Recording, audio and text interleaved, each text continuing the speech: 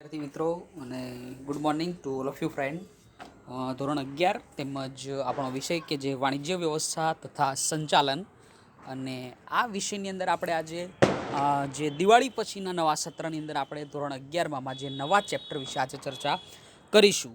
અને આજના જો ચેપ્ટરની વાત કરવામાં આવે તો આજે આપણે ચેપ્ટર નંબર 6 એટલે કે ધંધાકીય વ્યવસ્થાના સ્વરૂપો વિશે ચર્ચા કરીશું. અને જેની અંદર આપણે વાત કરવામાં આવે તો જે પહેલું ચેપ્ટર હતું એટલે કે ધંધાકીય વ્યવસ્થાના સ્વરૂપો 1, જે આપણે પાછળના લેક્ચરની અંદર કમ્પ્લીટ કરી લીધું હતું, અને હવે આ લેક્ચરમાં આપણે જોઈશું ધંધાકીય વ્યવસ્થાના સ્વરૂપો 2, જેમાં સૌથી પહેલાં તમે જોઈ શકો કે આ પ્રકરણની અંદર આપણે શું શીખીશું. તો આ ચેપ્ટરની અંદર ધંધાકીય વ્યવસ્થાના સ્વરૂપોમાં જે કહેવાય કે સહકારી મંડળી અને સાથે સંયુક્ત હિસ્સાવાળી કંપની, આ બે ભાગ અહીં આપેલા, અને આ બંને વિશે આજે આપણે ચર્ચા કરીશું. તો આજે સૌથી પહેલાં અહીં આપણે ચર્ચા કરીએ સહકારી મંડળી.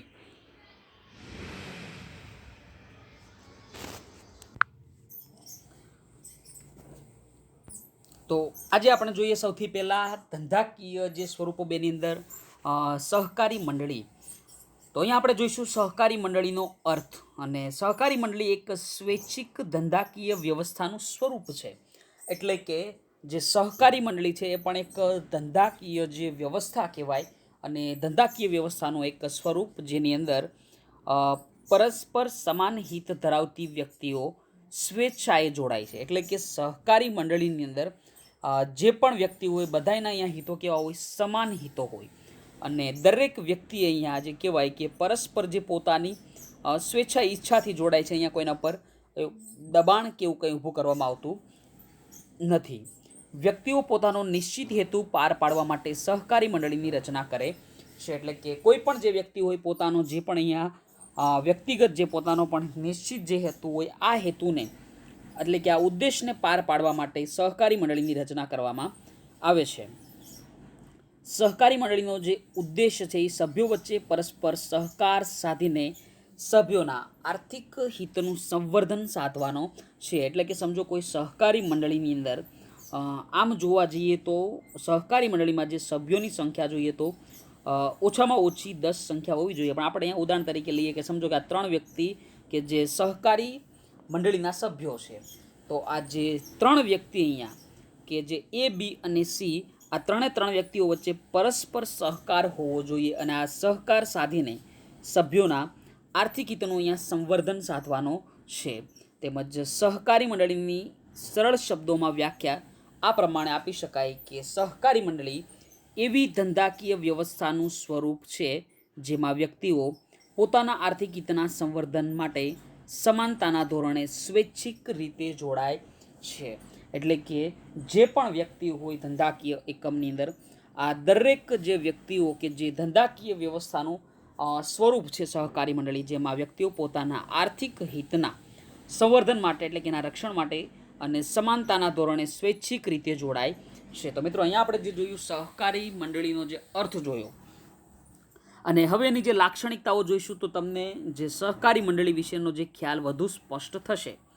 તો હવે અહીંયા આપણે જોઈએ લાક્ષણિકતાઓ, જેમાં સૌથી પહેલી અહીંયા જે લાક્ષણિકતા છે કે સ્વૈચ્છિક મંડળ. એટલે કે સ્વૈચ્છિક રીતે જોડાયેલી વ્યક્તિઓનું મંડળ છે. તો મિત્રો જે સહકારી મંડળી હોય જેની અંદર દરેક વ્યક્તિ કે પોતાની રીતે સ્વૈચ્છિક રીતે જોડાય છે, અને આ જે મંડળ છે, આ જે સહકારી મંડળ જેની અંદર કોઈ પણ પ્રકારનું દબાણ ઊભું કરવામાં આવતું નથી, અને વ્યક્તિઓ સમાનતાના ધોરણે જોડાય છે. તો અહીંયા આપણે ખાસ યાદ રાખીશું કે આ એક એવી ધંધાકીય એકમનું એક એવું સ્વરૂપ કે જેમાં વ્યક્તિઓ સમાનતાના ધોરણે મંડળીમાં જોડાય છે. એના પછી જોઈએ બીજી લાક્ષણિકતા, તો સરળ સ્થાપના વિધિ. એટલે કે કંપની કરતાં સહકારી મંડળીની સ્થાપના વિધિ કેવી હોય છે?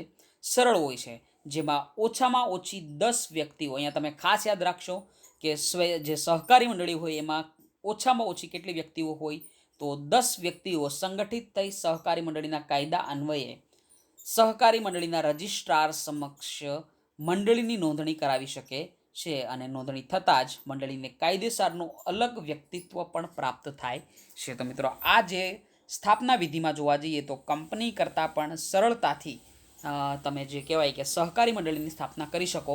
અને અહીંયા ખાસ યાદ રાખીશું કે ઓછામાં ઓછા કેટલા વ્યક્તિ છે, તો 10 વ્યક્તિ. એના પછી ત્રીજી લાક્ષણિકતા જો જોવામાં આવે તો સભ્યોની સમાનતા, એટલે કે સહકારી મંડળીમાં સભ્યોને સમાન હક અને સમાન તક મળે છે. એટલે કે દરેક વ્યક્તિ, અહીંયા સમજો કે A B C D E F G H I J K સુધીના વ્યક્તિઓ 11 ટોટલ અહીંયા સભ્યો થાય, જો K સુધી આપણે લઈએ તો આ દરેક વ્યક્તિના જે હક હોય કેવા હોય, સમાન હોય, અને દરેક વ્યક્તિને તક પણ કેવી મળે, સમાન તક મળે છે. મૂડીરોકાણ કે અન્ય કોઈ કારણસર સભ્યો વચ્ચે ભેદભાવ રાખવામાં આવતો નથી. એટલે કે દરેક વ્યક્તિ, સમજો કે કોઈનું વધારે મૂડીરોકાણ હોય તો પણ ભલે, અથવા તો કોઈનું ઓછું મૂડીરોકાણ હોય તો પણ ભલે, એટલે કે કોઈ પણ સભ્યો વચ્ચે અહીંયા ભેદભાવ રાખવામાં આવતો નથી. એના પછી એની ત્રીજી લાક્ષણિકતા જોઈએ તો એક અલગ વ્યક્તિત્વ, એટલે કે સહકારી મંડળીની નોંધણી થતાં તેના સભ્યોથી અલગ કાયદેસરનું વ્યક્તિત્વ પ્રાપ્ત થાય છે, જે આપણે કંપની સ્વરૂપમાં જોયું હતું. કે ભાગીદારી પેઢીમાં આપણે જોયું હતું કે ત્યાં અલગ કોઈ કાયદેસર વ્યક્તિત્વ પ્રાપ્ત થતું નથી. શેમાં? તો ભાગીદારી પેઢીમાં.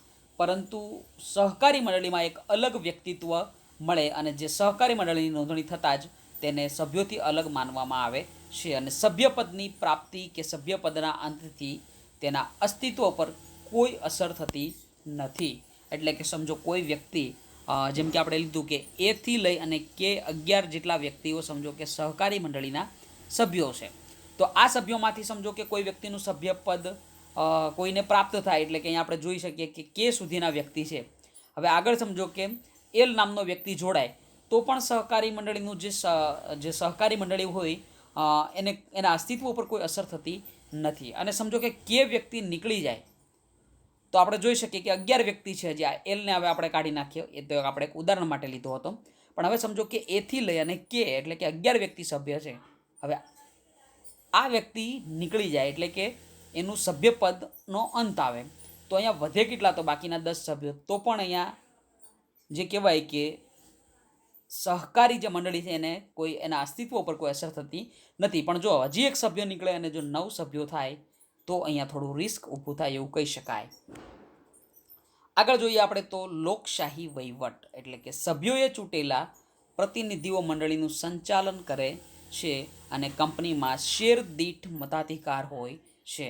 આપણે જોઈશું હમણાં જે જોઈન્ટ સ્ટોક કંપની આવશે એની અંદર કે કંપનીની અંદર શેર દીઠ મતાધિકાર હોય. એટલે કે સમજો એ વ્યક્તિએ 10 શેર લીધેલા હોય અને B વ્યક્તિ કે જેણે સમજો કે 5 શેર લીધેલા હોય, તો એ વ્યક્તિને કેટલો મતાધિકાર મળશે? તો 10નો મળશે, કારણ કે એને 10 શેર લીધેલા.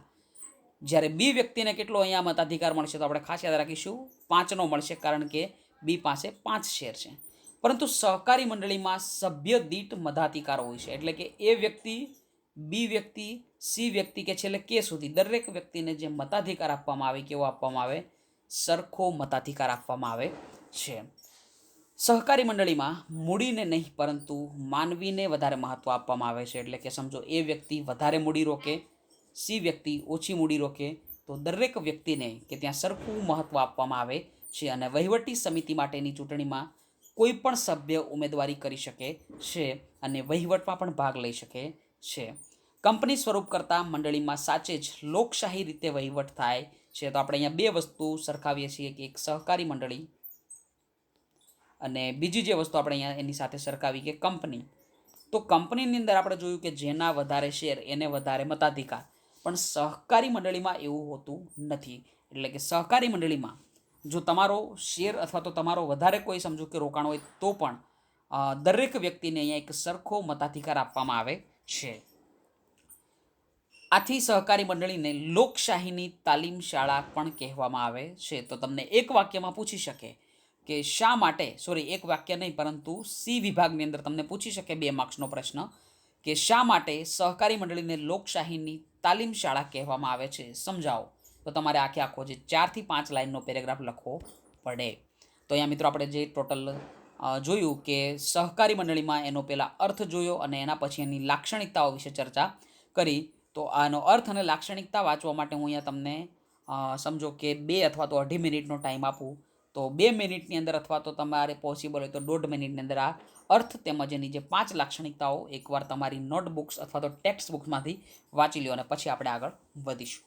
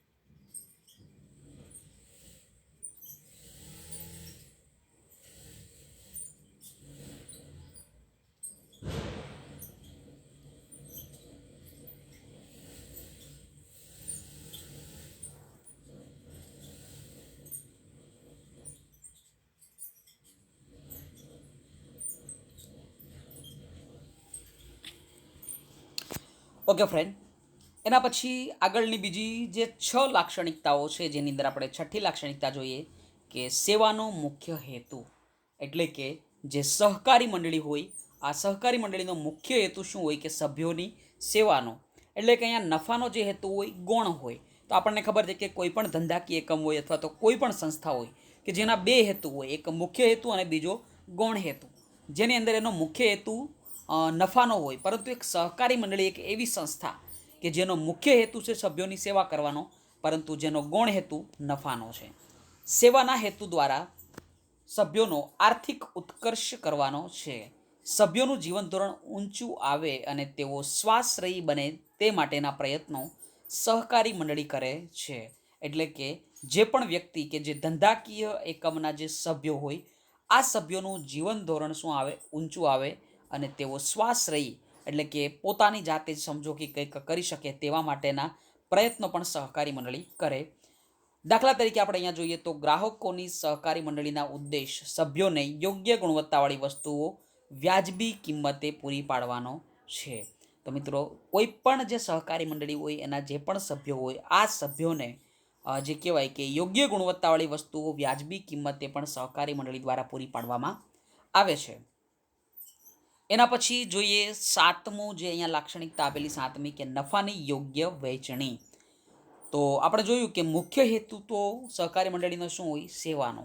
પરંતુ મુખ્ય હેતુ સેવાનો હોવા છતાં આવકનો વધારો થાય તો આવો નફો મંડળીના સભ્યો વચ્ચે કાયદાની જોગવાઈઓને આધીન રહી ડિવિડન્ડ તરીકે વહેંચવામાં આવે છે અને બાકી વધતો નફો સભ્યો કે સમાજના કલ્યાણ માટે વપરાય છે. તો મિત્રો, આપણે અહીંયા જોયું કે જે પણ સહકારી મંડળી કે સમજો કે કોઈ વધારાની આવકથી કોઈ નફો કરે તો આ નફો મંડળીના સભ્યો વચ્ચે વહેંચવામાં આવે છે. એના પછી જોઈશું શેરની ઓછી કિંમત. એટલે કે સહકારી મંડળીના શેરની કિંમત ઓછી હોવાને કારણે ઓછી આવક ધરાવતી વ્યક્તિ પણ શેર ખરીદી મંડળીનો સભ્ય થઈ શકે છે. તો મિત્રો, એક વસ્તુ ક્લિયર થઈ ગઈ કે તમારે સહકારી મંડળીનો સભ્ય થવા માટે મંડળીના શેર ખરીદવા પડે અને સહકારી મંડળીના જે શેરની કિંમત ખૂબ જ ઓછી હોવાને કારણે ઓછી આવક ધરાવતી જે વ્યક્તિ હોય એ પણ શેર ખરીદી અને મંડળીનો સભ્ય થઈ શકે. કેટલીક વખત શેરની રકમ એક સામટી ભરવાને બદલે હપ્તાથી ભરવાની સગવડ પણ સભ્યોને આપવામાં આવે છે. એટલે કે જે તમે જોયું હશે કે મકાન ખરીદવામાં તમે લોન કરવામાં આવે અથવા તો મોબાઈલમાં પણ આજે લોન આવી ગઈ કે જેમાં તમે એક સામટી રકમ ભરવાને બદલે હપ્તા દ્વારા પણ તમે પૈસા ભરી અને મોબાઈલ ખરીદી શકો. તો એવી જ રીતે જો તમારે સહકારી મંડળીનો જો શેર ખરીદવો હોય તો આ શેર પણ તમે હપ્તા દ્વારા ખરીદી શકો. એના પછી આગળ જોઈએ તો અહીંયા જે 9મી લાક્ષણિકતા આવી કે સભ્ય દીઠ મતાધિકાર. તો મેં તમને જે પહેલાં સમજાવ્યું કે કોઈ પણ કંપની હોય આ કંપનીમાં જે મતાધિકાર હોય એ શેર દીઠ આપવામાં આવે. એટલે કે એ વ્યક્તિ પાસે 8 શેર હોય, બી વ્યક્તિ પાસે 7 શેર હોય, તો એ વ્યક્તિને અહીંયા 8નો મતાધિકાર મળે, જ્યારે બીજી વ્યક્તિને 7નો મળે. પરંતુ સહકારી મંડળીમાં આવું હોતું નથી. એટલે કે મંડળીમાં સભ્ય ગમે તેટલી સંખ્યામાં શેર ધારણ કરતો હોવા છતાં એક જ જે કહેવાય કે મત આપી શકે છે. એટલે કે સમજો કોઈ વ્યક્તિ દ્વારા વધારે શેર ખરીદવામાં આવે તો એ વ્યક્તિ પણ એક જ મત આપી શકશે. કોઈ બીજી વ્યક્તિ દ્વારા માત્ર ઓછા શેર ખરીદવામાં આવે તો એ વ્યક્તિ પણ એક જ મત આપી શકે. એટલે કે દરેક વ્યક્તિઓને જે મતાધિકાર આપવામાં આવે એક સરખો મળે છે અને સભ્ય દીઠ એક મતના સિદ્ધાંત મુજબ પ્રતિનિધિઓ ચૂંટાય છે. સભ્યોમાં સમાનતા અને ભાઈચારો વધે અને તેમના જ્ઞાનમાં વૃદ્ધિ થાય તે માટે મંડળી પરિષદ તાલીમ વર્ગોનું આયોજન કરે છે. અને એના પછી જે 10મી અહીંયા એક લાક્ષણિકતા જોઈ લઈએ તો રાજકારણ અને ધર્મથી અલિપ્ત સંસ્થા. એટલે કે સહકારી મંડળીમાં ધર્મ, જ્ઞાતિ અથવા તો જાતિના જે ભેદભાવ વગર દરેક માટે સભ્યપદ ખુલ્લું હોય. એટલે કે સહકારી મંડળીમાં હિન્દુ પણ સભ્ય બની શકે, મુસલમાન પણ સહકારી મંડળીનો સભ્ય બની શકે, શીખ પણ સભ્ય બની શકે, અને જે પણ ધર્મ હોય, જૈન ધર્મનો વ્યક્તિ પણ સહકારી મંડળીનો સભ્ય બની શકે. એટલે કે તમે કોઈ પણ વ્યક્તિ માટે જે કહેવાય કે તમે અહીંયા ભેદભાવ રાખી શકતા નથી. ધર્મ કે રાજકીય સિદ્ધાંતો પ્રમાણે મંડળી હોઈ શકે નહીં. અને આથી સહકારી મંડળી કે જે રાજકારણ અને ધર્મથી અલિપ્ત હોય છે. તમને બીજું ઉદાહરણ આપું કે સમજો કે ધર્મ અને રાજકીય સિદ્ધાંતો એટલે કે જે કહેવાય કે પોલિટિકલ પાર્ટી, જેની અંદર આપણે લઈ શકીએ બીજેપી અથવા તો કોંગ્રેસ. તો આ જે અલગ અલગ જે પણ પાર્ટી હોય, આ પાર્ટીનું પણ અહીંયા કોઈ મહત્ત્વ રહેતું નથી. દરેક વ્યક્તિને અહીંયા એક સમાન ધોરણે જોવામાં આવે, ચાહે કોંગ્રેસનો વ્યક્તિ હોય, ભાજપનો હોય કે કોઈ અન્ય પક્ષનો હોય અથવા તો કોઈ પણ ધર્મનો હોય. અને એના પછી જે અહીંયા એક આપેલું છે છેલ્લી લાક્ષણિકતા કે અનિયંત્રિત સભ્ય સંખ્યા. એટલે કે વધુને વધુ વ્યક્તિઓ મંડળીના સભ્ય બની તેમના આર્થિક હિતોનું સંવર્ધન કરી શકે તે ઉદ્દેશથી સભ્ય સંખ્યા પર નિયંત્રણ નથી. એટલે કે તમારે જે કહેવાય કે સહકારી મંડળીમાં જેટલા પણ સભ્યોને સહકારી મંડળીના જો સભ્ય બનાવવા હોય તેટલા વ્યક્તિઓને તમે સહકારી મંડળીના સભ્યો બનાવી શકો છો. તો મિત્રો અહીંયા આપણે જે ટોટલ 11 લાક્ષણિકતાઓ જોઈ અને જેમાં મેં તમને સૌથી પહેલાં 5 લાક્ષણિકતાઓ વાંચવા આપી અને જે આ બાકીની 6 લાક્ષણિકતાઓ એના માટે હું તમને બીજો અહીંયા 2 થી 3 મિનિટનો સમયગાળો આપું. તો આ સમયગાળાની અંદર જે આ બાકીની 6 લાક્ષણિકતાઓ કે જેનું તમે વાંચન કરી લો. કન્ટિન્યુ.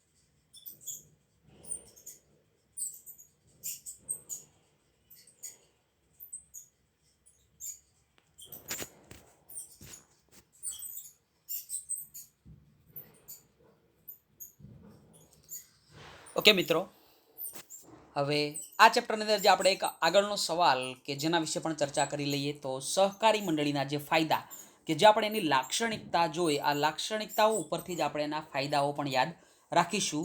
તો અહીંયા મારે લગભગ વધારે તમને સમજાવવાની જરૂર નહીં પડે, કારણ કે આપણે જે લાક્ષણિકતાઓ ભણ્યા એ જ લાક્ષણિકતાઓ અહીંયા તમારે ફાયદાના સ્વરૂપમાં જોવાની છે અથવા તો એની વિશે આપણે ચર્ચા કરીશું. તો સૌથી પહેલાં આપણે જોઈએ અહીંયા સરળ સ્થાપના વિધિ કે જેનો પહેલો ફાયદો કે સહકારી મંડળીની સ્થાપના માટે તમારે કોઈ લાંબી કાયદાકીય વિધિની જરૂર નથી. માત્ર 10 વ્યક્તિઓ સ્વૈચ્છિક રીતે સંગઠિત થઈ અને સહકારી મંડળીના રજિસ્ટ્રાર પાસે નોંધણી કરાવી શકે છે. તો મિત્રો, જે પહેલાં આપણે જોયું હતું લાક્ષણિકતાની અંદર, એ જ લાક્ષણિકતા જે ફાયદાની અંદર આવી ગઈ.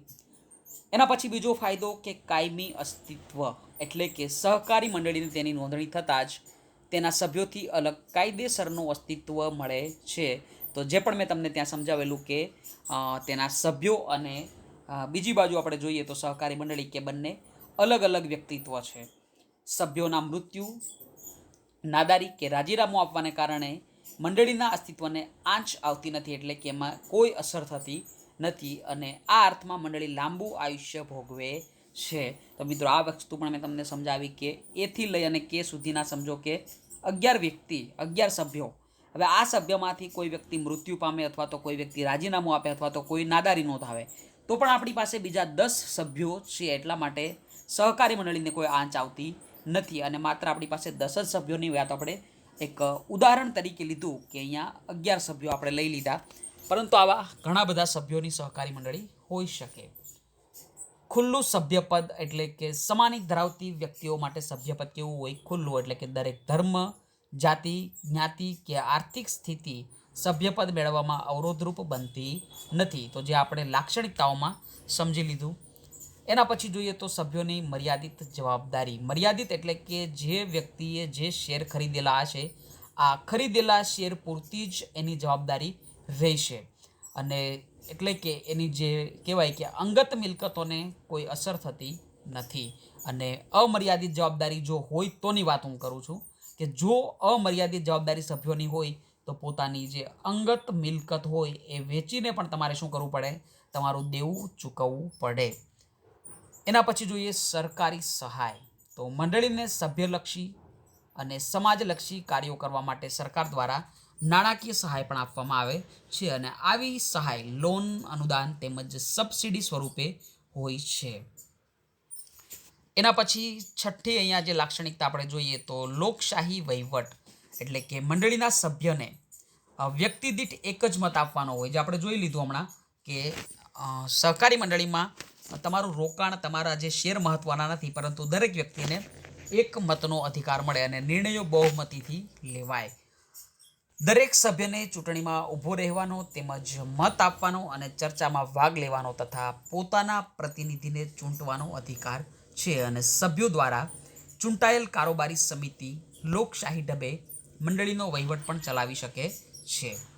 એના પછી જોઈએ તો ઓછો વહીવટી ખર્ચ, એટલે કે સહકારી મંડળી કરકસરના સિદ્ધાંતોને વરેલી. કરકસરના એટલે કે જે કહેવાય કે સહકારી મંડળીમાં વધારે ખર્ચો થવા દેતા નથી.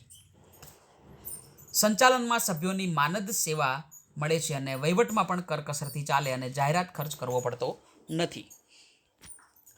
એના પછી જે અહીંયા 9મો ફાયદો કે નિશ્ચિત ગ્રાહક વર્ગ, એટલે કે સહકારી મંડળીના જે સભ્યો હોય એ જ એના ગ્રાહકો હોય છે અને સભ્યો નિશ્ચિત હોય અને તેમને વસ્તુનું વેચાણ થાય છે.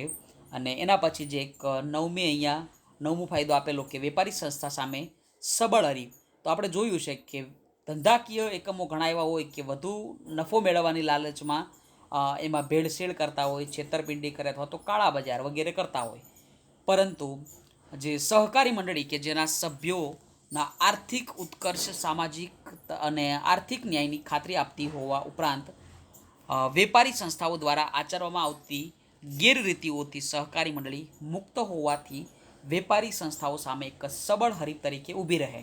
એટલે કે સમજો કે જે વેપારી સંસ્થાઓ કે જેનો જે કહેવાય કે એનો અહીંયા હેતુ શું હોય તો વધુ નફો મેળવવાનો, પરંતુ સામે જે સહકારી મંડળી કે જે સેવા માટે કામ કરે, તો અહીંયા શું થાય કે વેપારી સંસ્થાઓ સામે એક સબળ હરીફ અહીંયા ઊભો થાય. એના પછી આગળ 10મી જે કહેવાય કે ફાયદો કે સમાજ માટે કલ્યાણકારી પ્રવૃત્તિ, એટલે કે સહકારી મંડળીઓ તેમના નફા અને અનામત ભંડોળમાંથી સમાજ માટે કલ્યાણકારી પ્રવૃત્તિઓ હાથ ધરે. એટલે કે ઓછા મૂલ્યે અથવા તો વિના મૂલ્યે તબીબી નિદાન કેમ્પ યોજે. નિદાન કેમ્પ એટલે કે ત્યાં સારવાર કરવામાં આવે ડૉક્ટરો દ્વારા. આ સિવાય દવાખાના, શાળા અને બાગ બગીચાની સેવા પણ ઊભી કરે છે અને જાળવણીની વ્યવસ્થા કરે છે. એના પછી જોઈએ તો લોકશાહીની તાલીમ શાળા, કે જે મેં તમને સમજાવેલું કે દરેક સભ્યોનું મહત્ત્વ અહીંયા સરખું હોય જે તમારા માટે હોમવર્ક રહેશે. અને સભ્યોનો આર્થિક ઉત્કર્ષ અને વિકાસ, તો આ બંને જે ફાયદા કે તમારે હોમવર્કમાં ઘરેથી એકવાર વાંચી લેવાના, કારણ કે જેને આપણે લાક્ષણિકતાઓની અંદર આપણે એકવાર સમજી લીધેલા છે. તો જે આપણો આજનો લેક્ચર કે આ જે ફાયદા સુધી આપણે રાખીએ અને આજના લેક્ચરની અંદર આપણે અર્થ, લાક્ષણિકતાઓ અને ફાયદા 3 વિશે ચર્ચા કરી. સો thanks to all of you friend. Take care and bye bye.